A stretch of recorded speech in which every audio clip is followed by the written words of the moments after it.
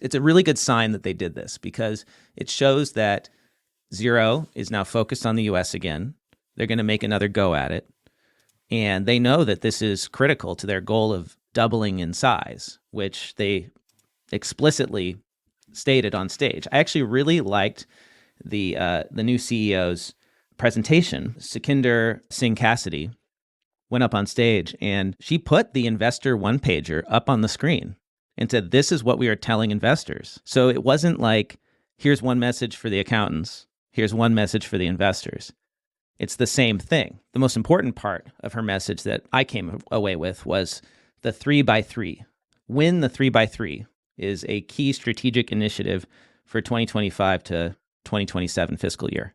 And what is the 3x3? So the first three is the three core markets, US, UK, Australia. And the US is first in that list. And then the other three is the three parts of the product that they're going to focus on.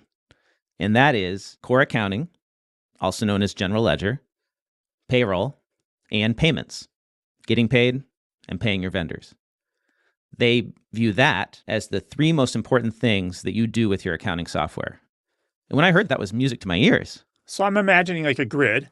Here's the countries over here. Across the top, you said payments, core accounting, payments, and payroll. Right.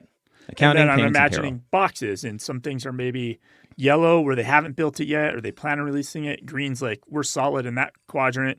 Is that kind of what I'm imagining? A great example is the bank rec, the US bank rec, right? That is a core accounting feature that US accountants need if you're going to try to switch them off of QuickBooks. And so they're building that because that's in the 3x3. But the reason I really like the 3x3, and I think it's brilliant, and I think they are on totally the right track, is because when I had my accounting firm doing client accounting services, that is exactly how I viewed my own firm. We did three core things.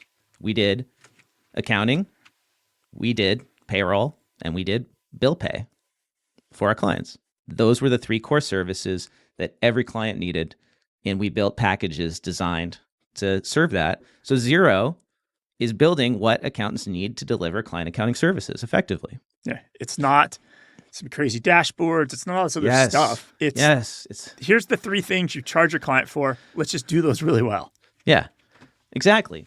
And this is a great change from, when they were out there. I'm trying to think of the last, wild thing they built to try and bring in new people, right? The impressive thing is I think the cash flow or performance dashboard, right? So those are great to have. Dashboards are nice, but that's not the thing that the clients need, that every client has to have, that every accountant has to have to serve those clients. So I want to go through those three areas and just tell you what's new, like what they've released recently and what is coming, because it's exciting, and it should get QuickBooks users to switch. And this is really critical for Xero. I don't know if our listeners are aware of the market share. QuickBooks has over 80% of the small business accounting market in the United States. And by my estimate, Xero doesn't have more than 3 to 5%. And that's after a decade of trying. And I think from a numbers perspective, I think QuickBooks Online is now pushing in the US or North American market maybe 4 million, 4.2 for QBO. Xero has maybe 400,000 now.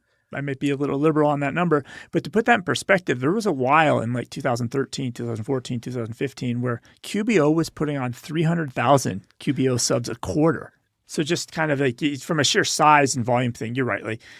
But is this a play then, Blake, to get people to switch? Well, or is this a play of hey, when you have a new client, maybe you put them on Xero? I think it's both. And I think they could do it because when there is a dominant player like QuickBooks, they tend to slow down. They can't satisfy everyone. And so competitors can peel away at the edges, at the margin. Yep. Xero should be able to double its market share in the United States if they execute this plan. I really think they've got that potential. Now, there's a lot of room between making the plan and delivering on it, but some of the stuff that's coming out this year should give us confidence that they can do it. So I'll go through that.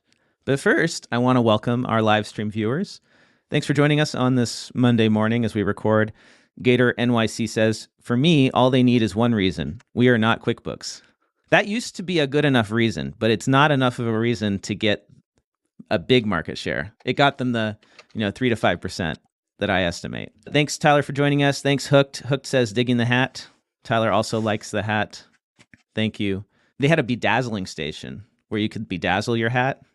I didn't take the time to do that, but that would have been fun. There were some really good ones. Like, I was impressed with the creativity of the accountants at Xerocon. And that's one thing also, before I dig into the product, I want to talk about, and we should probably take an ad break, but I just want to say, like, there were about 1,000 attendees there. That's according to the Xero media team. And I don't know if I said this already, but congrats to the Xero events team for putting on just a fantastic event. Xero has always had this beautiful accounting software mentality, and it translates into everything they do. And they put on a fantastic event. Beautiful. It was at the Music City Center, which is just an incredible event venue in Nashville. What a great place. If you're thinking about doing a conference, even a relatively small one, like 1,000 people, feels great in a place like that. So everything's very walkable, easy to stay at hotels and walk to the venue, and then walk to the bars and Broadway and all that. It's a great spot. A little sweaty, kind of sweaty in August. I'm not gonna lie, but it was nice.